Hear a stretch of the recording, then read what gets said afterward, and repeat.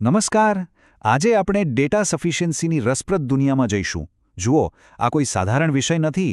આ એક એવી કળા છે જે સમસ્યાને જોવાની આપણી આખી દૃષ્ટિ જ બદલી નાખશે, ખાસ કરીને સ્પર્ધાત્મક પરીક્ષાઓમાં. તો આ એક ગેમ ચેન્જર સાબિત થઈ શકે છે. અને માત્ર ગણિત ન સમજતા, આ તો મગજની કસરત છે, એક એવી રમત જેમાં તર્ક જ રાજા છે. તો ચાલો સીધા જ એક સવાલથી શરૂ કરીએ. આપણી આદત શું હોય છે? કોઈ પણ પ્રશ્ન જુઓ એટલે તરત જ મગજ ગણતરી કરવા માંડે, જવાબ શોધવા દોડે, ખરું ને? પણ જરા વિચારો, શું થાય જો આ જ આદત એક છટકું હોય? જો સાચો ધ્યેય જવાબ શોધવાનો હોય જ નહીં તો? અને બસ અહીં જ ડેટા સફિશિયન્સીનો અસલી જાદુ છે. આ ગણિતની પરીક્ષા નથી, આ તો તર્કની કસોટી છે. અહીં એ નથી જોવાનું કે ગણતરી કેટલી ઝડપથી થાય છે, પણ એ જોવાનું છે કે વિચાર કેટલો સ્પષ્ટ છે.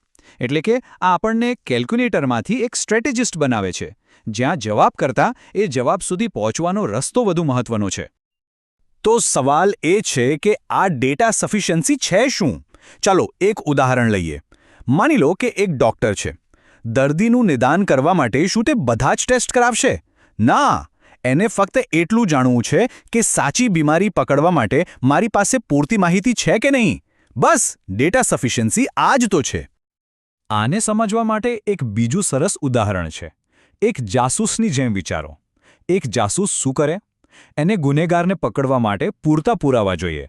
એને આખો કેસ સોલ્વ કરીને રિપોર્ટ નથી લખવો. એને તો બસ એટલી ખાતરી કરવી છે કે હા, મારી પાસે એટલા સુરાગ છે કે હું સાચા ગુનેગારને પકડી શકું. બસ આ જ છે ડેટા સફિશિયન્સીનો ખેલ. ચાલો તો પછી આ રમતના નિયમો શું છે એ સમજી લઈએ, કારણ કે દરેક રમતના નિયમો હોય છે, ખરું ને? અને આની ખાસિયત એ છે કે એના જવાબો ફિક્સ હોય છે, જે આખી પ્રક્રિયાને ખૂબ જ સ્પષ્ટ બનાવી દે છે. જુઓ, આ રહ્યા એ 5 સ્ટેન્ડર્ડ જવાબો. આ 5 વિકલ્પો જ આખી રમતનો આધાર છે.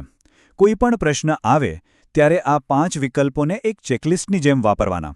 જેમ કે, શું ખાલી પહેલી માહિતી પૂરતી છે, કે પછી ખાલી બીજી, કે પછી બંનેને ભેગા કરવા પડશે, કે પછી દરેક વિધાન પોતે જ પૂરતું છે?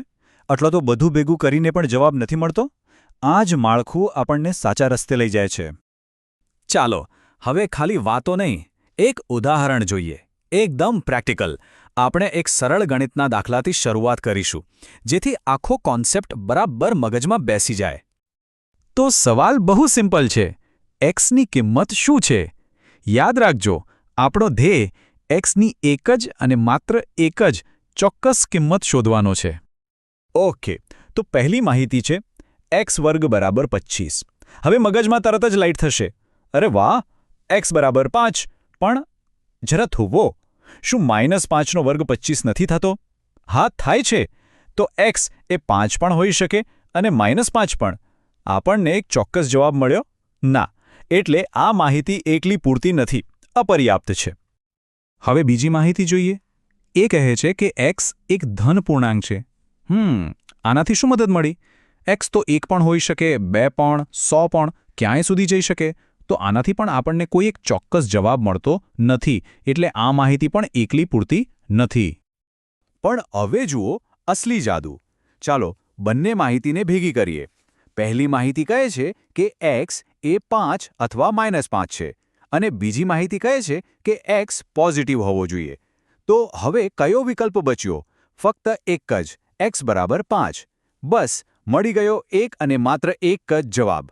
એનો મતલબ કે બંને માહિતીને ભેગી કરીએ તો જવાબ મળે છે. મતલબ કે ડેટા પર્યાપ્ત છે. ઘણાને એવું લાગે કે આ બધું તો ખાલી ગણિતના દાખલા માટે જ છે, પણ એવું બિલકુલ નથી. ચાલો હવે એક તાર્કિક એટલે કે લોજિકલ ઉદાહરણ જોઈએ, જ્યાં આંકડા નહીં પણ ફક્ત તર્ક જ કામ આવશે. તો સવાલ છે કે રમેશની તરત જ ડાબી બાજુએ કોણ બેઠું છે? ફરીથી આપણને એકદમ પાક્કો ચોક્કસ જવાબ જોઈએ, કોઈ પણ કન્ફ્યુઝન વગર. પહેલી માહિતી શું છે? રમેશ સુરેશ અને મહેશની વચ્ચે બેઠો છે. હવે અહીં વચ્ચે શબ્દ જ આખો ખેલ બગાડે છે. કેમ? કારણ કે ગોઠવણ સુરેશ રમેશ મહેશ પણ હોઈ શકે અને મહેશ રમેશ સુરેશ પણ હોઈ શકે. તો રમેશની ડાબી બાજુએ કોણ છે, સુરેશ કે મહેશ? આપણે પાક્કું કહી શકીએ નહીં. માટે આ માહિતી પૂરતી નથી. હવે બીજી માહિતી જોઈએ. એ કહે છે કે સુરેશ રમેશની તરત જ જમણી બાજુએ છે. આનાથી ગોઠવણ કંઈક આવી બને છે. કોઈક વ્યક્તિ રમેશ સુરેશ. હવે જુઓ, રમેશની ડાબી બાજુએ કોણ છે એનું નામ ભલે આપણને ખબર ન હોય, પણ એની જગ્યા નક્કી થઈ ગઈ. પ્રશ્ન એ છે કે કોણ બેઠું છે, અને આ વિધાનથી એનો એક ચોક્કસ જવાબ મળે છે. માટે આ એકલું વિધાન જ પૂરતું છે.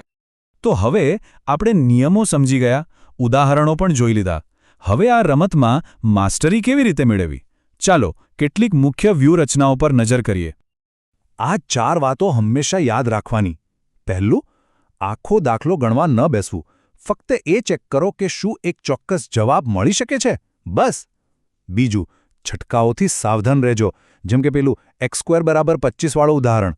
જે સીધું લાગે એ હંમેશા સીધું હોતું નથી. ત્રીજું, ગણિત અને તર્ક બંને પ્રકારના પ્રશ્નોની ખૂબ પ્રેક્ટિસ કરો. અને છેલ્લું પણ સૌથી અગત્યનું, સમય બચાવો. આ પ્રશ્નો બીજા પ્રશ્નો કરતાં વધુ ઝડપથી થવા જોઈએ. જો આ આખી વાતચીતમાંથી ફક્ત એક જ વસ્તુ યાદ રાખવી હોય તો એ આ છે: ડેટા સફિશિયન્સી એ ગણતરીનો ખેલ નથી, એ નિશ્ચિતતાનો ખેલ છે. સવાલ એ છે કે શું આપણી પાસે એટલી માહિતી છે કે આપણે કોઈ પણ શંકા વગર એક જ જવાબ પર પહોંચી શકીએ? અને છેલ્લે બસ આ એક વિચાર સાથે વાત પૂરી કરીએ.